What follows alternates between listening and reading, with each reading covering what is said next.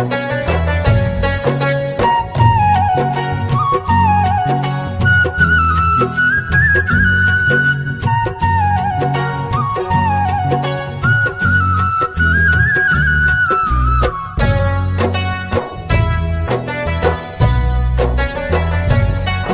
વિદ્યાર્થી મિત્રો, કેમ છો બધા? મજામાં છો ને? આજે ધોરણ 12 કેમિસ્ટ્રીની અંદર ચેપ્ટર નંબર 11 એમાં આજે આપણે જોવાની છે કોલ્બે પ્રક્રિયા. કોલ્બે પ્રક્રિયાની આપણે વાત કરશું, રીમર ટીમર પ્રક્રિયાની વાત કરશું, ફિનોલના ઓક્સિડેશનની આપણે વાત કરશું. રીમર ટીમર જે પ્રક્રિયા છે એ પ્રક્રિયાની મિકેનિઝમ આપણે સમજશું કે કેવી રીતે પ્રક્રિયા થાય છે. રીમર ટીમરની અંદર પ્રક્રિયા આપણે બદલાવીએ તો શું ફેરફાર થાય એ બધી આપણે ચર્ચા કરશું. તો આજે આપણે કોલ્બે પ્રક્રિયાથી શુભ શરૂઆત કરીએ છીએ અને આ આપણા ચેપ્ટરનો 13મો વિડીયો થશે. તો ચલો સૌ પ્રથમ આપણે શરૂઆત કરીએ કોલ્બે પ્રક્રિયાની. તો કોલ્બે પ્રક્રિયા શું છે? તો ફિનોલની આપણે સોડિયમ હાઇડ્રોક્સાઇડ સાથે રાસાયણિક પ્રક્રિયા કરીએ છીએ. આ ફિનોલની સોડિયમ હાઇડ્રોક્સાઇડ સાથે પ્રક્રિયા કરીએ ને એટલે સૌ પ્રથમ સોડિયમ ફિનોક્સાઇડ મળે. આ સોડિયમ ફિનોક્સાઇડનું જે દ્રાવણ છે એ સોડિયમ ફિનોક્સાઇડના દ્રાવણમાંથી આપણે કાર્બન ડાયોક્સાઇડ વાયુ પસાર કરશું. એમાંથી કાર્બન ડાયોક્સાઇડ વાયુ આપણે પસાર કરી અને પછી જ્યારે એને આપણે એસિડિક કરશું ત્યારે ફાઇનલ નિપજ તરીકે આપણને સેલિસિલિક એસિડ મળશે. તો આ પ્રક્રિયાને આપણે કોલ્બે પ્રક્રિયા કહીએ છીએ. કોલ્બે સ્મિથ પ્રક્રિયા તરીકે પણ આપણે આને ઓળખતા હોઈએ છીએ. ચલો તો સૌ પ્રથમ હું એની રાસાયણિક પ્રક્રિયા લખી નાખું. તો એની રાસાયણિક પ્રક્રિયા આપણને આ રીતે જોવા મળશે. સૌ પ્રથમ આપણે પ્રક્રિયા કરીએ છીએ આ ફિનોલ. અહીં છે આપણી પાસે ફિનોલ. રેડી? તો આને આપણે કહીએ છીએ ફિનોલ. આ ફિનોલની આપણે NaOH સાથે પ્રક્રિયા કરીએ. આ ફિનોલની NaOH સાથે પ્રક્રિયા કરીએ એટલે તટસ્થીકરણ થશે અને ફિનોક્સાઇડ આયન ઉત્પન્ન થશે, સોડિયમ ફિનેટ ઉત્પન્ન થશે. તમે જાણો છો કે આ જે સોડિયમ ફિનેટ છે એમાં ફિનોક્સાઇડ આયન હોય. આ ફિનોક્સાઇડ આયનમાં ઓક્સિજન ઉપર નોન બોન્ડિંગ ઇલેક્ટ્રોન પેર રહેલા હોય અને સાથે નેગેટિવ ચાર્જ રહેલો હોય. આ નેગેટિવ ચાર્જને લઈને ઇલેક્ટ્રો અનુરાગી વિસ્થાપન પ્રક્રિયા જોવા મળતી હોય. એ ઇલેક્ટ્રો અનુરાગી વિસ્થાપન પ્રક્રિયા આ ફિનોલ કરતાં સરળ હોય છે. તો અહીં આપણને નિપજ તરીકે સોડિયમ ફિનેટ મળે છે. તો આ સોડિયમ ફિનેટ. હવે આ જે સોડિયમ ફિનેટ છે એની આપણે પ્રક્રિયા કરીએ છીએ કાર્બન ડાયોક્સાઇડ સાથે અને બીજું એને એસિડિક બનાવીએ છીએ. કાર્બન ડાયોક્સાઇડ અને પછી આપણે એને એસિડિક બનાવી નાખીએ એટલે નિપજ તરીકે આપણને મળશે આ રીતે ફિનોલ અને COOH. આ રીતે આપણને સેલિસિલિક એસિડ મળે છે. તો અહીં ફાઇનલી પ્રોડક્ટ તરીકે આપણને મળી જાય છે સેલિસિલિક એસિડ. ક્લિયર? તો આ આપણો સેલિસિલિક એસિડ છે. વાસ્તવમાં આ પ્રક્રિયાની અંદર આપણે જોઈએ તો આ પ્રક્રિયાની અંદર શું થાય? તો આ જે પ્રક્રિયા છે એની અંદર કાર્બન ડાયોક્સાઇડ આપણે દાખલ કરીએ છીએ. અહીં જ્યારે આપણે કાર્બન ડાયોક્સાઇડ દાખલ કરીએ છીએ ત્યારે એ કાર્બન ડાયોક્સાઇડ આ જગ્યાએ દાખલ થઈ છે અને એ જગ્યાએ દાખલ થઈ અને નિપજ તરીકે અસ્થાયી ફિનોક્સી સોડિયમ ફોર્મેટ આપે છે. અસ્થાયી ફિનોક્સી સોડિયમ ફોર્મેટ આવું એક સંયોજન બનાવે. અને આ જે સંયોજન છે એ સંયોજન કેવું હોય? આ અસ્થાયી સંયોજન હોય, યાની આ અસ્થાયી સંયોજન છે. નામ શું થાય આનું? તો તમને ખ્યાલ છે HCOOH. આનું નામ આપણે કરીએ છીએ ફોર્મિક એસિડ. આ ફોર્મિક એસિડમાં અહીં હું H કાઢી નાખું અને ત્યાં એને મૂકી દઉં તો આને કહેવાય સોડિયમ ફોર્મેટ. આ સોડિયમ ફોર્મેટ થઈ ગયો. પણ આ Hનું વિસ્થાપન હું કરી નાખું અને એની જગ્યાએ જો અહીં હું મૂકી દઉં O અને સાથે ફિનાઇલ રિંગ તો તમને ખ્યાલ છે આને આપણે કહીએ છીએ ફિનોક્સી અને આગળ શું હતું? Sodium format. તો આનું નામ શું થઈ ગયું? ફિનોક્સી સોડિયમ ફોર્મેટ. એટલે સૌ પ્રથમ આપણને આવો ફિનોક્સી સોડિયમ ફોર્મેટ મળે છે. આ જે ફિનોક્સી સોડિયમ ફોર્મેટ મળે એ ફિનોક્સી સોડિયમ ફોર્મેટની અંદર પુનર્વિન્યાસ ગોઠવણી થતી હોય. આ રીતે એની પુનર્વિન્યાસ ગોઠવણી આપણને જોવા મળે. અહીં છે O C double bond O એને અહીં H છે. રેડી? તો એ ઓર્થો પોઝિશન ઉપર જે H છે એ Hનું માઇગ્રેશન થાય અહીંથી અહીં અને આ C double bond O group છે એનું માઇગ્રેશન થાય અહીંથી અહીં અને આની પુનર્વિન્યાસ ગોઠવણીને લઈને આપણને મળે છે આ રીતે. અહીં ફિનોલ આવશે અને અહીં આ રીતની આપણને પ્રોડક્ટ જોવા મળશે. રેડી? આને આપણે કહીએ છીએ સોડિયમ સેલિસિલેટ.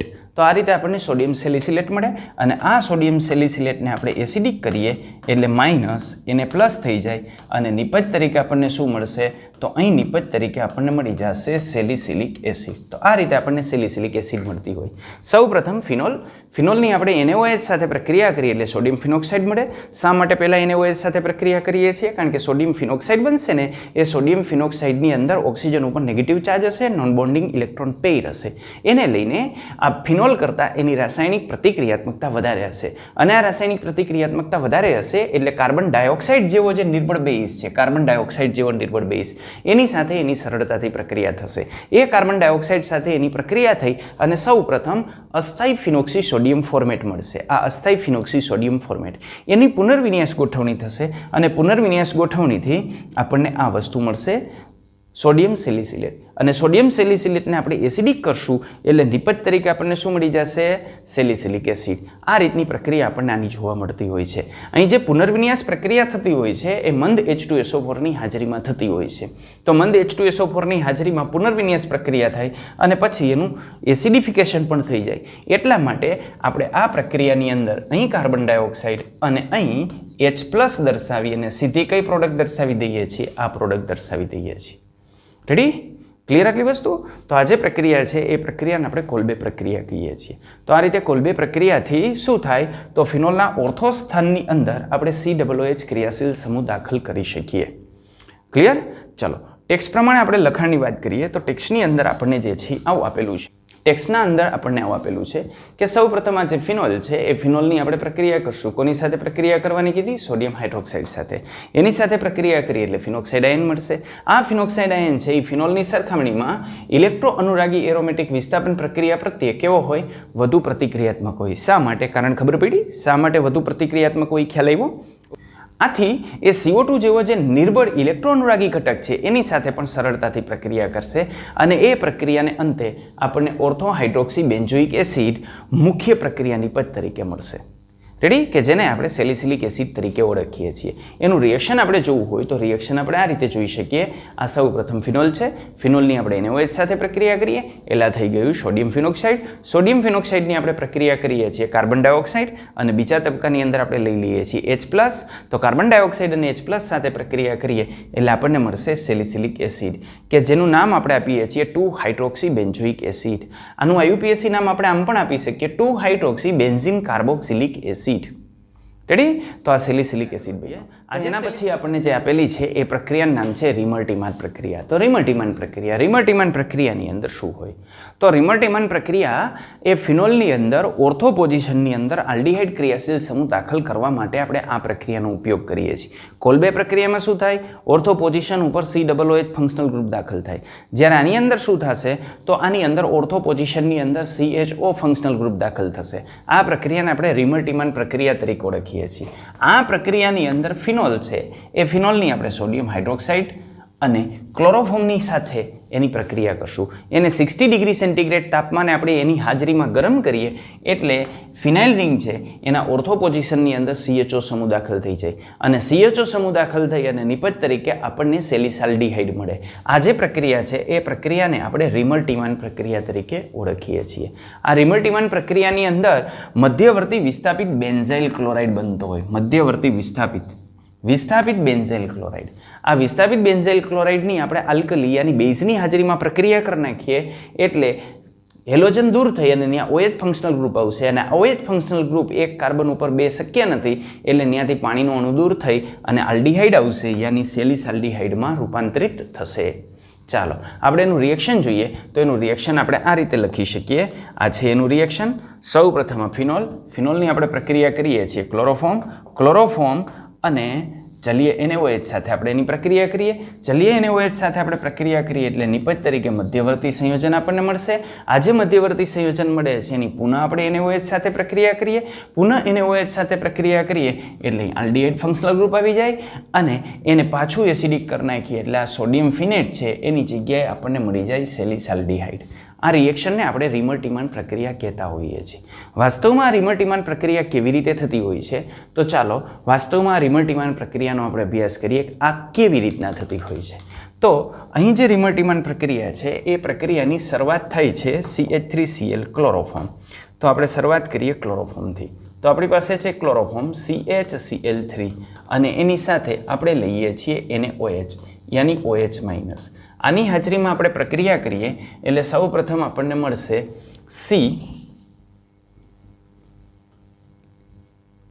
CCl3 અને સાથે H+ છૂટો પડશે એટલે H+OH- આયન સાથે પ્રક્રિયા કરી અને H2O બનાવી નાખશે અને એ પ્રોડક્ટ તરીકે આપણને આમ મળશે. આ જે CCl3- છે એ માઇનસમાંથી આપણને શું મળશે? તો અહીં H2O માઇનસ અહીં લખી નાખું. આમાંથી આગળ પ્રક્રિયા થઈ અને આપણને મળશે આ રીતનો કાર્બિન સંયોજન. તો આ મળ્યો કાર્બિન અને સામે Cl માઇનસ છૂટો પડશે. આ જે કાર્બિન છે એ કાર્બિન પ્રક્રિયાની અંદર ભાગ લે છે. એ કાર્બિન પ્રક્રિયાની અંદર ભાગ આવી રીતે લેશે. આ સેકન્ડ સ્ટેપ. સેકન્ડ સ્ટેપની અંદર આપણી પાસે છે ફિનોલ. તો આ ફિનોલનો સોડિયમ ક્ષાર. આ જે ફિનોલનો સોડિયમ ક્ષાર છે એના ઓર્થો પોઝિશન ઉપર H હશે. એની સાથે આપણે પ્રક્રિયા કરીએ છીએ CCl2. આની આપણે એની સાથે પ્રક્રિયા કરીએ. અહીં હું સોડિયમ ફિનોક્સાઇડ જ લઈ લઉં, બરાબર. તો આ ફિનોક્સાઇડ. તો અહીં હું ફિનેટ આયન લઈ લઉં છું. તો આ ફિનેટ આયન અથવા ફિનોક્સાઇડ આયન. તો ફિનોક્સાઇડ આયનની આપણે CCl4 સાથે પ્રક્રિયા કરીએ એટલે આની પ્રક્રિયા આની સાથે થાય અને એની આ પ્રોડક્ટ તરીકે આપણને મળી જાય. આ રીતે અહીં આવી જાય છે O માઇનસ અને અહીં આવી જશે CHCl2. આ રીતની પ્રોડક્ટ આપણને મળે છે. આ જે CHCl2 પ્રોડક્ટ મળે છે એની આપણે પ્રક્રિયા કરશું 2NaOH સાથે. 2NaOH સાથે પ્રક્રિયા કરીએ એટલે 2NaCl દૂર થશે અને આ રીતની પ્રોડક્ટ મળશે. અહીં મળશે આમ, રેડી, અને અહીં સાથે આવી જશે CH. અહીં Clની જગ્યાએ શું થઈ ગયું? OH. અહીં પણ શું થઈ ગયું? OH. એક કાર્બન ઉપર 2 OH અસ્થાયી હોય એટલે આ જે મધ્યસ્થી નિપજ મળે છે એ ખૂબ અસ્થાયી હોય. એમાંથી સીધો જ પાણીનો અણુ છૂટો પડી જાય. પાણીનો અણુ છૂટો પડી જાય એટલે એક જગ્યાએથી H જાય ને એક જગ્યાએથી OH જાય. એટલે ન્યા આપણને પ્રોડક્ટ તરીકે શું મળશે? એટલે ન્યા પ્રોડક્ટ તરીકે આપણને આમ મળે કે આ O માઇનસ તો હતું જ અને અહીં આપણને મળી ગયું CHO. રેડી? તો આલ્ડીહાઇડ આ રીતે દાખલ થઈ ગયો. હવે આપણે એની એસિડ સાથે પ્રક્રિયા કરી નાખીએ. એસિડ સાથે પ્રક્રિયા કરી નાખીએ એટલે નિપજ તરીકે આપણને શું મળશે? તો અહીં આવી જશે OH અને અહીં આવી જશે CHO. તો આ રીતની પ્રક્રિયા એની અંદર થતી હોય છે. સૌ પ્રથમ ક્લોરોફોર્મ અને OH માઇનસ આયન સાથે પ્રક્રિયા થાય, એમાંથી CCl3 માઇનસ ઉત્પન્ન થાય. એની પાછી જે છે એ પ્રક્રિયા થઈને એમાંથી Cl માઇનસ છૂટો પડશે અને કાર્બિન ઉત્પન્ન થશે. આ જે કાર્બિન ઉત્પન્ન થાય છે એ કાર્બિનની પ્રક્રિયા થશે. આની સાથે ઓર્થો પોઝિશન ઉપર જે હાઇડ્રોજન છે એની સાથે પ્રક્રિયા કરી અને આ શું મળ્યું આપણને? ડાયબેન્ઝાઇલ વ્યુત્પન્ન જે હતો ને એ બેન્ઝાઇલ વ્યુત્પન્ન. તો ફિનોલનો બેન્ઝાઇલ વ્યુત્પન્ન આપણને મળે છે. તો આ ફિનોલનો બેન્ઝાલ વ્યુત્પન્ન થયો. ફિનોલનો બેન્ઝાલ વ્યુત્પન્ન એની આપણે NaOH સાથે પ્રક્રિયા કરીએ આલ્કલી સાથે એટલે આ બંને Cl દૂર થશે અને ત્યાં OH આવશે. પણ બંને OH એક કાર્બન ઉપર હોવાથી એ અસ્થાયી હોય એટલે પાણી દૂર થઈ અને ત્યાં આલ્ડીહાઇડમાં રૂપાંતરિત થશે અને એને આપણે એસિડિક કરશું એટલે આપણને આ પ્રોડક્ટ મળશે. રેડી? તો આ રીતે સેલિસાલ્ડીહાઇડ આપણને પ્રોડક્ટ તરીકે મળે. ક્લિયર? તો આ થઈ ગયો સેલિસાલ્ડીહાઇડ. ચલો, હવે આ પ્રક્રિયા જે છે એ પ્રક્રિયા મારે લખવી હોય તો હું આ રીતે પણ આ પ્રક્રિયા લખી શકું છું. ચાલો અહીં ધ્યાન આપો. અહીં છે મારી પાસે ફિનોલ. તો આપણી પાસે ફિનોલ. આ ફિનોલની આપણે પ્રક્રિયા કરીએ છીએ. બધી એકસાથે હું પ્રક્રિયા કરી નાખું. શું કરી આપણે? CHCl3 અને એની સાથે આપણે પ્રક્રિયા કરી NaOHની. NaOH સાથે આપણે પ્રક્રિયા કરી અને સેકન્ડ સ્ટેપની અંદર આપણે શું કર્યું? એને એસિડિક કર્યું. યાની ફાઇનલી આપણને શું મળ્યું? તો ફાઇનલી આપણને મળ્યું આ રીતે OH અને CHO. રેડી? આટલી વસ્તુ છે. હવે આ જે રાસાયણિક પ્રક્રિયા છે એ રાસાયણિક પ્રક્રિયાની અંદર જો હું થોડોક ફેરફાર કરું, આ ફિનોલ છે. આ ફિનોલની આપણે પ્રક્રિયા કરીએ. કોની સાથે? CCl4 સાથે પ્લસ આલ્કલી જૈસે થે. અને અહીં સેકન્ડ સ્ટેપની અંદર આપણે એને એસિડિક પણ કરશું. તો અહીં આપણને જે પ્રોડક્ટ મળે છે એ પ્રોડક્ટમાં અહીં આપણને આમ મળશે OH COOH. રેડી? આટલી વસ્તુ આપણે સમજવાની છે.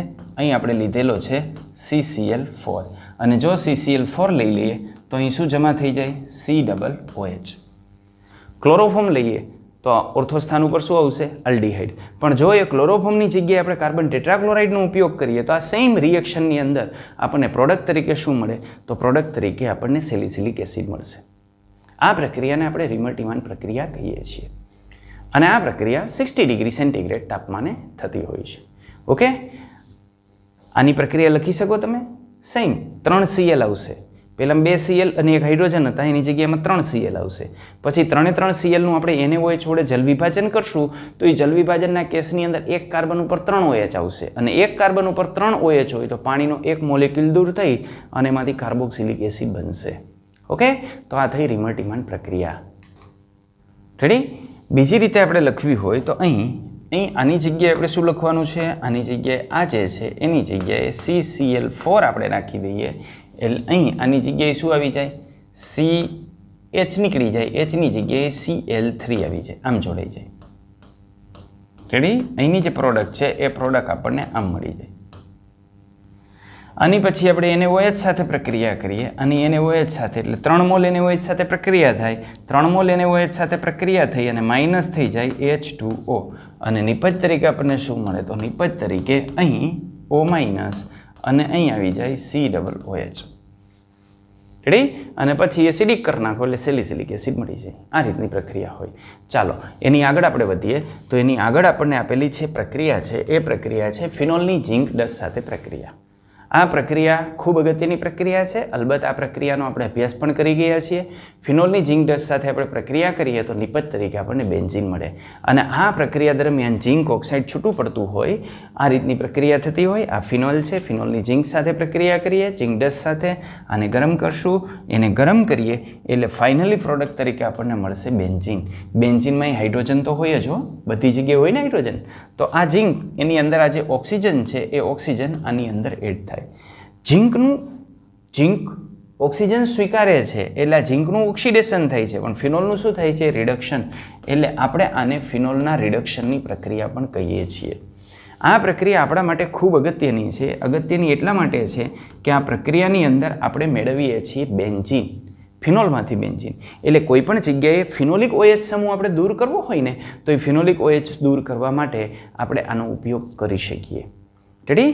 ચાલો આની અંદર આપણે પ્રક્રિયા લખવી હોય તો પ્રક્રિયા આપણે આમ લખી શકીએ. માનો કે તમને આમ આપેલું છે OH રિસોસિનોલ આપેલો છે અને આ રિસોસિનોલની તમે પ્રક્રિયા કરો છો ZN ડસ્ટ સાથે, ઝિંક ડસ્ટ અને ઝિંક ડસ્ટ સાથે આપણે આને ગરમ કરી નાખીએ. ઝિંક ડસ્ટ સાથે આપણે આને ગરમ કરીએ એટલે નિપજ તરીકે આપણને શું મળશે? તો નિપજ તરીકે આપણને મળી જાય બેન્ઝીન. બંને OH દૂર થઈ જાય. રેડી? માનો કે આ પ્રકારનો એક પ્રક્રિયક છે આપણી પાસે OH, અહીં છે CH2OH. આને આપણે ગરમ કરીએ છીએ ઝિંક ડસ્ટ સાથે. અને ગરમ કરો. ઝિંક ડસ્ટ સાથે ગરમ કરો એટલે ફિનોલિક જે OH છે એ ફિનોલિક OH દૂર થશે અને અહીં આપણને મળશે CH2OH. સમજાણું તમને? આ OH દૂર ન થયો. શા માટે OH દૂર ન થયો? કારણ કે ફિનોલ સાથે જોડાયેલો OH નથી. એટલે આ ઝિંક ડસ્ટ સાથેની જે પ્રક્રિયા છે એ ફિનોલિક OHને દૂર કરશે. રેડી? આટલી વસ્તુ આપણે ધ્યાનમાં રાખશું કે એવો OH કે જે એરોમેટિક વલય સાથે સીધો જ જોડાયેલો હોય એને જો આપણે ઝિંક ડસ્ટ સાથે પ્રક્રિયા કરશું તો એ દૂર થઈ જશે અને ત્યાં હાઇડ્રોજન આવી જશે. એટલે આપણે આને ફિનોલના રિડક્શનની પ્રક્રિયા તરીકે પણ ઓળખીએ છીએ. ચલો હવે આપણે વાત કરીએ ફિનોલના ઓક્સિડેશનની. તો ફિનોલના ઓક્સિડેશનની અંદર શું હોય? તો આ જે ફિનોલ છે એ ફિનોલનું ક્રોમિક એસિડ વડે જો આપણે ઓક્સિડેશન કરીએ તો શું મળશે આપણને? સંયુગ્મિત ડાયકીટોન નિપજ મળશે. સંયુગ્મિત ડાયકીટોન નિપજ હમણાં આપણે રિએક્શન જોઈએ. એ જે નિપજ મળે છે એ નિપજને આપણે કહીએ છીએ બેન્ઝોક્વિનોન. તો એને બેન્ઝોક્વિનોન અથવા ક્વિનોન તરીકે આપણે ઓળખતા હોઈએ છીએ. અને હવાની હાજરીમાં આપણે જે ફિનોલ સંયોજનને ખુલ્લા રહેવા દઈએ તો પણ એની અંદર આ પ્રક્રિયા થઈ અને ક્વિનોન એની અંદર બની જતો હોય. આ ક્વિનોન છે એ ક્વિનોન ઘેરા લાલ રંગનો હોય. એટલે ફિનોલ જ્યારે અતિશુદ્ધ અવસ્થાની અંદર હોય ત્યારે રંગવિહીન અને ક્રિસ્ટલાઇન સોલિડ હોય અથવા લિક્વિડ હોઈ શકે. પણ જો એને હવાની હાજરીમાં આપણે લાંબો સમય ખુલ્લો રાખીએ તો એનો રંગ ઘેરા લાલ રંગનો બને. એની પાછળનું કારણ જે છે આ છે કે એની અંદર ઓક્સિડેશનથી ક્વિનોન બેન્ઝોક્વિનોન ઉત્પન્ન થતો હોય છે. ચાલો એની પ્રક્રિયા આપણે જોઈએ તો એની પ્રક્રિયા આપણે આ રીતે લખી શકીએ. આ છે ફિનોલ. ફિનોલની આપણે પ્રક્રિયા કરીએ છીએ Na2Cr2O7/H2SO4 ઓક્સિડેશન કર્તાની હાજરીમાં. આ ઓક્સિડેશન કર્તાની હાજરીમાં આપણે પ્રક્રિયા કરીએ એટલે નિપજ તરીકે આપણને આમ બેન્ઝોક્વિનોન મળશે. તો આ બેન્ઝોક્વિનોન આની અંદર અલ્ટરનેટિવ ડબલ બોન્ડ રહેલા હોય. Alternative double single double single double single double આ રીતે. અને ઓક્સિજન જે છે એના ઉપર નોન બોન્ડિંગ ઇલેક્ટ્રોન પેર તો ખરા જ. એટલે આ રીતે બેન્ઝોક્વિનોન આપણને મળતું હોય છે. જો આ જે રાસાયણિક પ્રક્રિયા છે એ રાસાયણિક પ્રક્રિયાની અંદર હજુ આપણી પાસે આટલા ઓપ્શન અવેલેબલ છે. અહીં ઓક્સિડેશન કરતા તરીકે આપણે CrO2Cl2નો પણ ઉપયોગ કરી શકીએ. બીજો આપણે ક્રોમિયમ ઓક્સાઇડની હાજરીમાં હવા યાની હવામાંનો ઓક્સિજન એની સાથે પ્રક્રિયા કરી અને આ પ્રોડક્ટ આપશે. રેડી? તો આ રીતની નિપજ આપણને આની અંદર મળતી હોય છે. ચાલો હવે ફિનોલ જ્યારે ઘેરા લાલ રંગનો બને ત્યારે શું હોય? તો ફિનોલ ઘેરા લાલ રંગનો બને એની પાછળનું કારણ આ છે કે આ રીતે એની અંદર આપણને બેન્ઝોક્વિનોન જોવા મળે. તો આ થઈ ગયો બેન્ઝોક્વિનોન. રેડી? આ બેન્ઝોક્વિનોન અહીં હાઇડ્રોજન બંધ બનાવશે. કોની સાથે? ફિનોલ સાથે. તો ફિનોલ છે એ ફિનોલ સાથે એને હાઇડ્રોજન બંધ બનાવેલું હોય તો આ ફિનોલ આ બાજુ પણ એ હાઇડ્રોજન બંધથી જોડાયેલો હશે તો હાઇડ્રોજન બંધ. રેડી આટલી વસ્તુ? ઓકે. તો આને આપણે શું કહીએ છીએ? તો આ છે બેન્ઝોક્વિનોન. ક્લિયર? આ બેન્ઝોક્વિનોન છે એ બેન્ઝોક્વિનોનની આપણે પ્રક્રિયા કોની સાથે કરીએ છીએ? તો હવામાંની ઓક્સિજન સાથે. હવામાંના ઓક્સિજન સાથે આપણે પ્રક્રિયા કરીએ કોની? ફિનોલની. ફિનોલની હવામાંના ઓક્સિજન સાથે પ્રક્રિયા કરીએ એટલે બેન્ઝોક્વિનોન મળે. આ બેન્ઝોક્વિનોન અને ફિનોલ આવી રીતે એકબીજા સાથે હાઇડ્રોજન બંધથી જોડાયેલા હોય છે. યાની જે આપણને ઘેરા લાલ રંગનું જે ફિનોલ જોવા મળતું હોય ને, ઘેરા લાલ રંગનું ફિનોલ, એ ફિનોલનો રંગ આને આભારી હોય. રેડી? ચાલો હવે આપણે લખાણ સંબંધિત પ્રશ્નોની અંદર જઈએ. તો લખાણ સંબંધિત પ્રશ્નો આપણે ફેસ કરીએ. એમાં પહેલું આપણને આપેલું છે, નીચે દર્શાવેલા આલ્કોહોલ સંયોજન જ્યારે HCl અને ZnCl2 અને HBr અને CI પૂછે SOCl2 સાથે પ્રક્રિયા કરે ત્યારે તમારી અપેક્ષિત નિપજોના બંધારણ દોરો. ભાઈ ચાલો અપેક્ષિત નિપજોના બંધારણ આપણે દોરવાના છે. તો પહેલાં બ્યુટેન 1 ઓલ. બ્યુટેન 1 ઓલ આપણને આમ મળશે CH3 CH2 CH2 CH2OH. આને કહેવાય બ્યુટેન 1 ઓલ. રેડી? આ બ્યુટેન 1 ઓલની આપણે પ્રક્રિયા કરવાની છે કોની સાથે? તો એ પ્રક્રિયા કરશું આપણે HCl એન્ડ ZnCl2. યાની આ છે લ્યુકાસ પ્રક્રિયક. આપણે આ ચેપ્ટરને આધારે જોઈએ તો અને લ્યુકાસ પ્રક્રિયકની અંદર આપણે એવું જોઈ ગયા હતા કે 1,0 આલ્કોહોલ હોય તો 1,0 આલ્કોહોલ સાથે પ્રક્રિયા નહીં કરે એટલે અહીં આવશે નો રિએક્શન. રેડી? આ ચેપ્ટરને આધારે, કારણ કે 1,0 આલ્કોહોલ છે એ લાંબો સમય સુધી સામાન્ય ઓરડાના તાપમાને આપણા સાથે પ્રક્રિયા કરીએ તો પ્રક્રિયા નહીં આપે. સેકન્ડની આપણે વાત કરીએ તો સેકન્ડ આપણને આપેલું છે HBr. તો આની HBr સાથે આપણે પ્રક્રિયા કરીએ અને જો આપણે આની HBr સાથે પ્રક્રિયા કરીએ તો આ OH દૂર થશે અને OHની જગ્યાએ શું મળશે આપણને? Br. યાની CH3 CH2 CH2 CH2 Br. આ પ્રોડક્ટ આપણને મળશે. અને ત્રીજી આપણે પ્રક્રિયા કરીએ તો ત્રીજી SOCl2 સાથે પ્રક્રિયા કરવાની છે. SOCl2 તો તમે જાણો જ છો કે SOCl2 સાથે ગરમ કરીએ એટલે OH દૂર થાય અને OHની જગ્યાએ શું દાખલ થઈ જાય? હેલોજન. તો આપણને આ રીતની પ્રોડક્ટ મળશે CH3 CH2 CH2 અને અહીં આવી જશે Cl. તો આ પહેલો જે કેસ આપણને આપ્યો છે બ્યુટેન 1 ઓલ, એની અંદર આપણને આવી રિએક્શનો મળશે. ઓકે. ચાલો બીજાની આપણે વાત કરીએ 2 મિથાઇલ બ્યુટેન 2 ઓલ. તો 2 મિથાઇલ બ્યુટેન 2 ઓલની અંદર શું થાય? તો દેખો 2 મિથાઇલ બ્યુટેન 2 ઓલ. તો 2 મિથાઇલ બ્યુટેન 2 ઓલ. તો આ થઈ ગયો 2 methyl butane 2 all. Ready? 2 methyl butane 2 all. આની આપણે પ્રક્રિયા કરશું કે એની સાથે HCl પ્લસ ZnCl2 લ્યુકાસ કસોટી. પછી બીજી કસોટી આપણે એની સાથે કરશું HBrની અને ત્રીજી કસોટી આપણે આની સાથે કરશું SOCl2ની. ચલો તો પહેલી તો લ્યુકાસ કસોટી છે. આ 3,0 આલ્કોહોલ છે એટલે 3,0 આલ્કોહોલ સાથે તે ખૂબ ઝડપી હોય એટલે મળશે આપણને CH3 CH2 C, અહીં આવી જશે Cl CH3 CH3 આમ મળશે. SOCl2 સાથેની પ્રક્રિયામાં પણ કઈ નિપજ મળશે? આ જે નિપજ છે એ જ નિપજ મળશે. બરાબર? અને HBr સાથે આપણે આની પ્રક્રિયા કરીએ તો આપણને શું મળશે? CH3 CH2 C CH3 CH3 Br. Ready? એટલે આ રીતની પ્રક્રિયા આપણને આની અંદર મળશે. ક્લિયર? અહીં તો આજ પાછી પ્રોડક્ટ તરીકે મળશે. તો આ આપણે લખાણ સંબંધિત પ્રશ્નની વાત કરી. ચલો તો એના પછીનો પ્રશ્ન છે એ આ રીતે છે, 1 મિથાઇલ સાયક્લોહેક્સેન અને બ્યુટેન 1 ઓલની એસિડ ઉદ્દીપકીય નિર્જળીકરણની પ્રક્રિયાની મુખ્ય નિપજનું અનુમાન કરો. ચલો અહીં આપણને આપેલું છે સાયક્લોહેક્ઝેનોલ. પેલું આપણને આપેલું છે 1 મિથાઇલ સાયક્લોહેક્ઝેનોલ. તો એને આધારે આપણે જે છે એ બંધારણ જોઈએ તો આપણને આ રીતે બંધારણ મળશે. આ છે સાયક્લોહેક્સેન. એક ઉપર આપણે મિથાઇલ મૂકી દઈએ, જે ઉપર મિથાઇલ છે ત્યાં જ શું હશે? OH હશે. આ રીતે આની આપણે પ્રક્રિયા કરવાની છે કોની હાજરીમાં? એસિડ ઉદ્દીપકની હાજરીમાં. નિર્જળીકરણની આપણે પ્રક્રિયા કરીએ તો એસિડ ઉદ્દીપકની હાજરીમાં આપણે આનું નિર્જળીકરણ કરીએ એટલે શું થાય? તો એસિડ ઉદ્દીપકની હાજરીમાં આપણે આનું નિર્જળીકરણ કરીએ એટલે આવું થઈ શકે CH2. આનો OH જાય અને આનો H જાય. બરાબર. અને બીજું આવું મળી શકે કે આ CH3 એમનેમ રહે, આનો OH જાય અને અહીંથી H જાય, તો ત્યાંથી H જાય તો અહીં ડબલ બોન્ડ આવે. રેડી? ઓકે. તો હવે આ બે નિપજ મળે છે, એ બે નિપજમાં મુખ્ય નિપજ કઈ હશે? આપણને તો માત્ર ને માત્ર મુખ્ય નિપજનું અનુમાન કરવાનું કીધું છે, તો મુખ્ય નિપજ આપણને મળશે આ. તો આ થશે મુખ્ય નિપજ. ઓકે. ચાલો બીજાની આપણે વાત કરીએ. તો બીજો આપણને આપ્યો છે butane 1-ઓલ, યાની CH3 CH2 CH2 CH2OH. તો આ થઈ ગયો બ્યુટેન 1-ઓલ. આ બ્યુટેન 1-ઓલની સેમ કન્ડિશનમાં આપણે પ્રક્રિયા કરશું ત્યારે આપણને પ્રોડક્ટ શું મળશે? તો ત્યારે આપણને પ્રોડક્ટ મળશે CH3 CH2 CH2 CH2 plus આ કાર્બોકેટાઇન ઉત્પન્ન થશે. આ જે કાર્બોકેટાઇન ઉત્પન્ન થાય છે ને 10 કાર્બોકેટાઇન છે. 10 કાર્બોકેટાઇન છે એટલે એનું જે છે એ શિફ્ટિંગ થશે બાજુમાં, અને બાજુમાં એનું શિફ્ટિંગ થાય તો આપણને મળશે CH3 CH2 CH, એના ઉપર પ્લસ ચાર્જ, અને અહીં આવી ગયો CH3.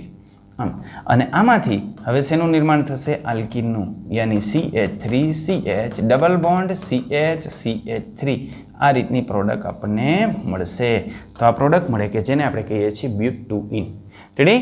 તો આની પ્રક્રિયા કરીએ તો આ પ્રોડક્ટ મળશે. મુખ્ય આપણને મળી શકે, પણ મુખ્ય નિપજ આ હશે, અને આમાં આપણને મુખ્ય નિપજ કઈ મળશે? બ્યુટ-2-ઇન.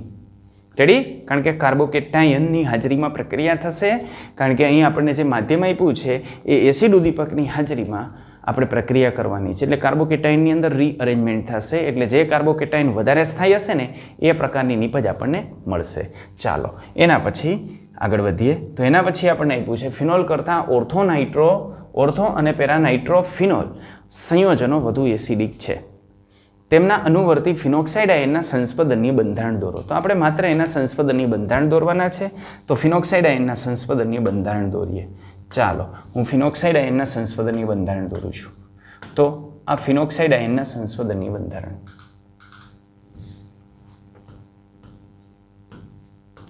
ચલો દેખો, અહીં double bond double bond double bond, અહીં આપણે લઈ લઈએ ફિનોક્સાઇડ આયન, એટલે નેગેટિવ ચાર્જ આપણે મૂકવો પડશે, અને અહીં પેરાસાઇટ ઉપર હું નાઇટ્રો મૂકી દઉં છું, N ડબલ બોન્ડ O, અને અહીં O માઇનસ, અહીં આના ઉપર પ્લસ, કારણ કે આ બંધ કેવો હોય? સવર્ગ સહસંયોજક બંધ હોય. રેડી?